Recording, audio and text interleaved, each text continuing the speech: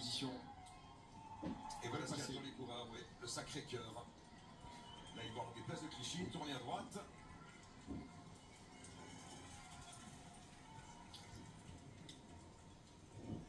Alors là, nous sommes quasiment à Montmartre. On y arrive par la place de Clichy, que vous allez voir dans un instant. Voilà.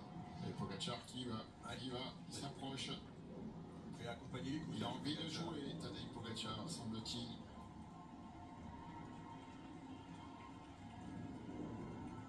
On attrape le boulevard de Clichy. On y est. Et voilà. Et au bout du boulevard de Clichy, la place Blanche. Il y a l'assaut. Edward Tuns. Edward Tuns, le premier distancé.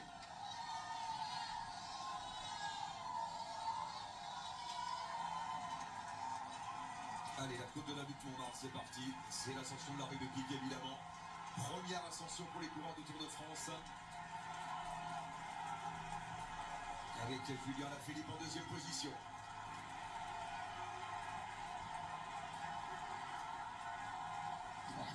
Très étiré. Incroyable. Les danseuses du French Cancan devant le Moulin Rouge pour saluer les coureurs du Tour. Et on vous laisse vivre cette ambiance magnifique dans la rue de Pic. C'est parti.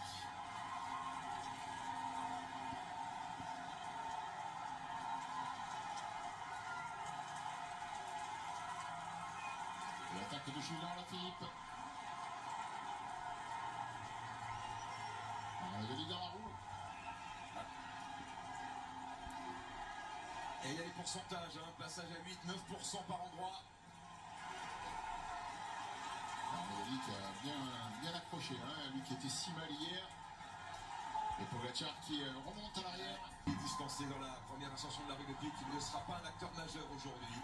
Et c'est avec Pogacar qui revient en personne, qui tente de revenir sur le duo de tête. Avec Van Aert dans la roue. Alors, il veut faire la course, Pogacar, il veut s'amuser. C'est un triomphe. Un triomphe. Et Van Den Broek est là également.